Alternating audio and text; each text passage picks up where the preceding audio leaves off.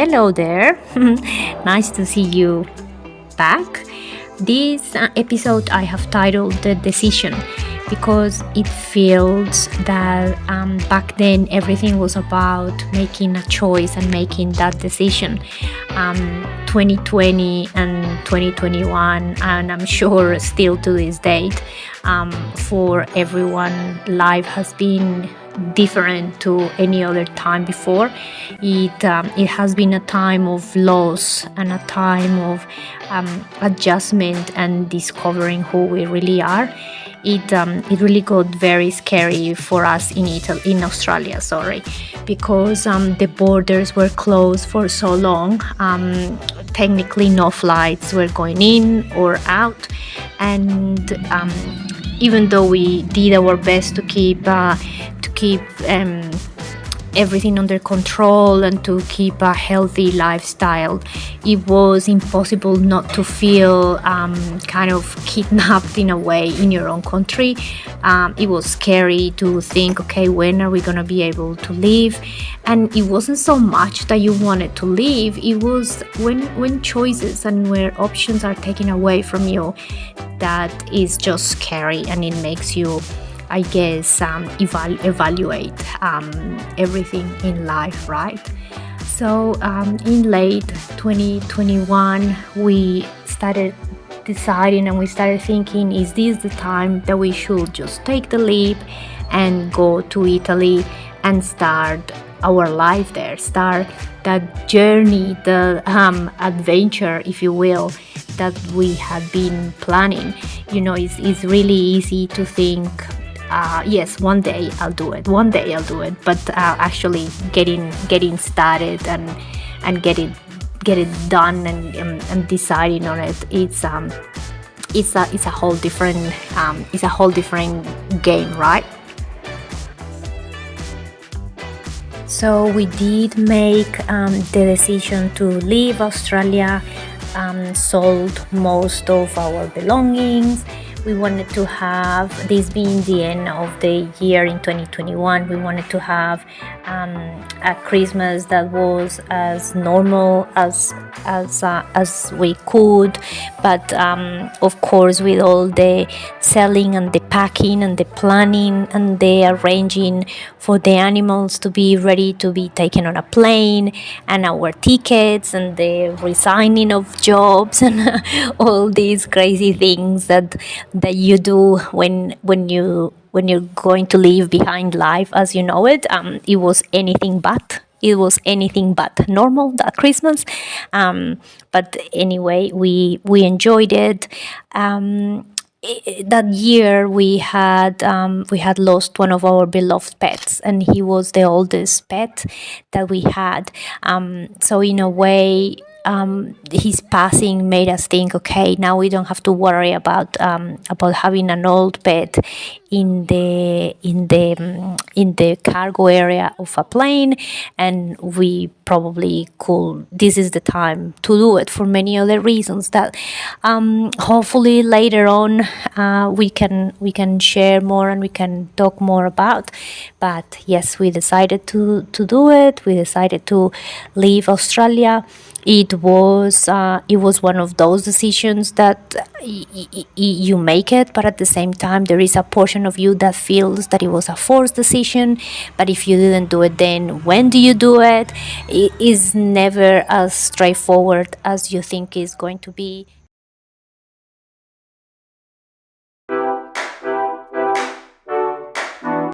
As you may know from previous videos, we had bought a house in Abruzzo in the time of Abatejo, so that's where we arrived. It was quite emotional for me because I hadn't seen the house, I hadn't been to Abatejo before, so all these emotions were compressed, and there it was just so different to what I imagined, and in a good way, I guess. It felt like we had come home.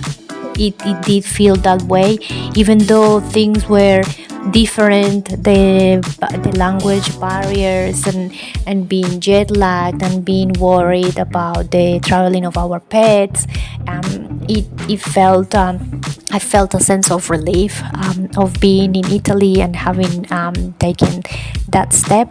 We were so lucky because, of course, our property was not livable, right? We were not in a position that we could live in straight away in the property.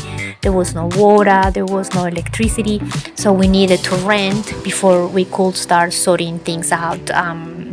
At that point, some of you may know that renting in Italy is quite difficult because rentals are the landlords expect that the rental agreements are going to be quite long, years long, 3 years, 4 years.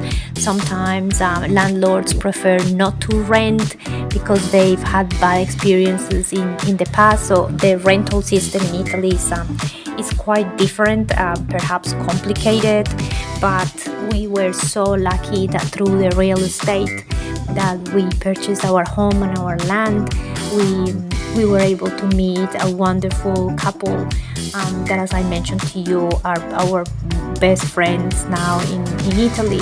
We were able to rent their home, so at least we had a roof over our heads, we had a warm house, we had a comfortable bed because everything was provided. The house was furnished, so everything that we needed was there in the house, and we couldn't have been more thankful and appreciative that we felt secure, and we felt that from that point onwards we were going to be able to sort everything out.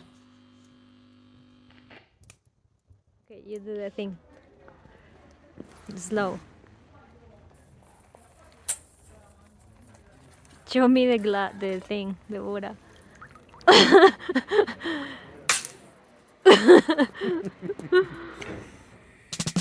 So we arrived in the middle of winter, and as I mentioned before, we had time to decompress from all the stress, from all the plannings.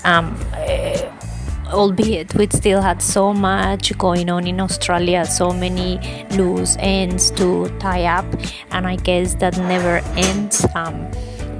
Months and months into it, and we still have a lot going on there. But I think that's a good thing. It keeps us connected to what's happening there. But being in Abatejo, in a small quiet town, it helped us quiet our minds as well from all the planning and all the stress and all the loud to-do lists that sometimes you can get in your head mind so loud. You have to do this, you haven't finished this. There's a lot of chatter in our heads sometimes.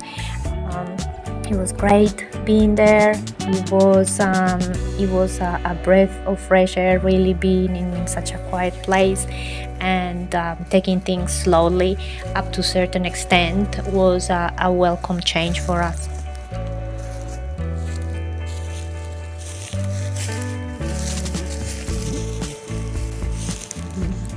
Oh, he goes. Off he goes. Maybe he's on the... I know!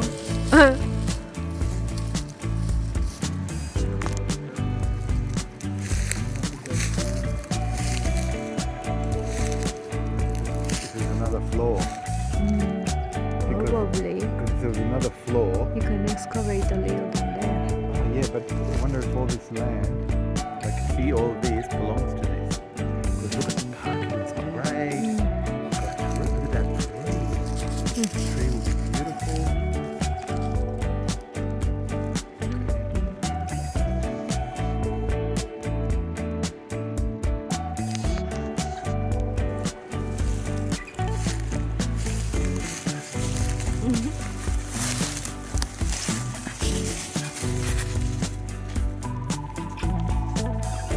Once we had the keys of the house, we were able to go in with a more relaxed mindset and start thinking what we needs to be done, what we wanted to do.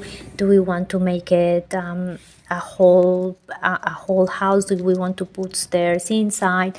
Do we want to leave it as an investment property on the top or the bottom, and we just live on one of the sections? So there were so many options there.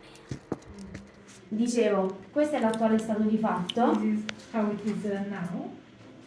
E questo è quello che We discussed with a builder what it would look like, how much it was going to cost, and how long it was going to take. But unfortunately, back then, no one could really tell us how long it was going to take, because materials have been in shortage, and pretty much the initial tentative quote that we had received after we bought the house pretty much doubled with all the COVID craziness and the problems with the supply chains, and yes, no one could tell us. And look, for us, even though we had technically some time to do it and prepare for it, on the other hand, we were and we have been on a very tight schedule and a very tight timetable, because we are applying for Aiden's citizenship, and it can take a long time. It can take years. Some people, for them it takes very short, it takes months. For other people take years. The other day I read on one of the Facebook groups for someone in Napoli, it took 24 hours. That's a verse, right? So we always had that in the back of our minds. We were weighing up so many things back then, also because the wonderful people that were our landlords, they couldn't rent out the property for us longer than X amount of months, longer than X months, because 6 months, because they had family coming and they had already committed to that. So we were in a position where we're thinking, okay, we have this beautiful property that we love, that has lots of potential in a town and an area that we love, but that we don't know how long it's going to be, when is it going to be renovated, and can we actually do it because of the budget changing in that way. To that situation, that when you apply for citizenship, there are different ways of doing it. There's really no straight answer here in Italy for things. So, by the way, keep that in mind. Ask the question to a few people in different ways, in different places, because you may get a no initially and then you may get a yes. So keep that in mind. A little tip there is very important for the citizenship process, especially if it's timely, because of course we are not European Union citizens, so we have time is ticking when you arrive here. Besides that, you're spending money on everything, right, without being established yet or without having jobs. You need to have a good relationship with your comune in the town. So the comune is like, let's say, what the mayor is, where the administration services of a town are located.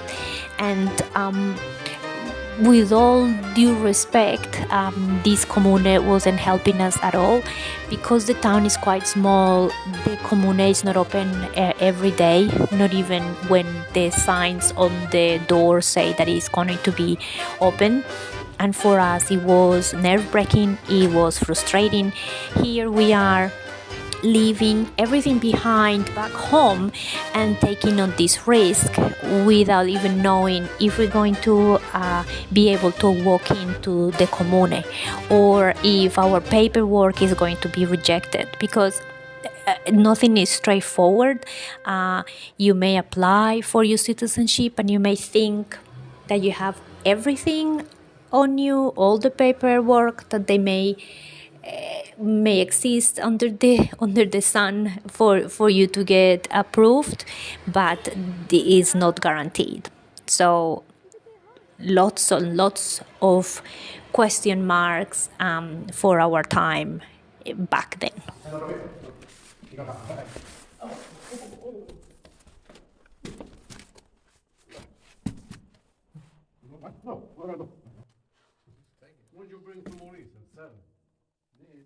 As complicated as it was to start thinking about this decision, at the same time, it was very simple.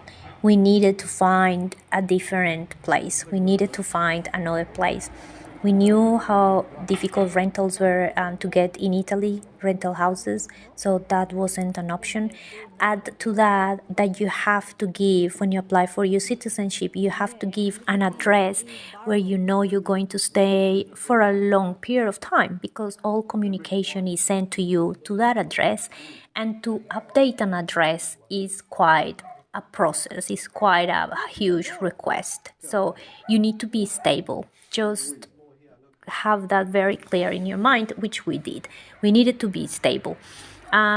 So for us, there were a few points. We can't stay in this rental place longer than 6 months.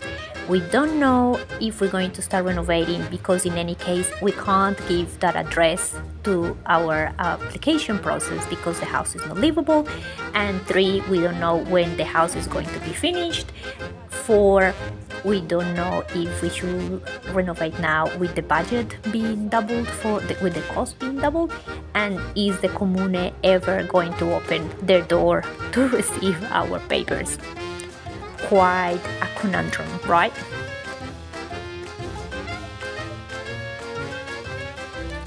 Luckily, we always try to have plan A, plan B, plan C, and anything from then on. And because our house in Abatejo didn't have a garden, and it was always in the back of our minds, how long is Georgie going to be able to handle a place without a garden? And not only because of that, but also if we're thinking long term, I want to plant vegetables and flowers and fruit and be, in a way, as self-sufficient as possible. Which wasn't going to be possible there. So we're always looking online. We love real estate. We love Italian properties. We love Italian villages. So back in 2021, we were researching and we were knowing and trying to know what was available in the market. Yes, sure, we didn't know what the towns were like. We didn't know many things of the particulars of a town, but at least knowing what properties there were available within a certain budget. We thought, okay, it's important to know that, and you can't believe how handy that proved to be at the time we had to make the decision, which we did, to search for a different property and leave Abatejo.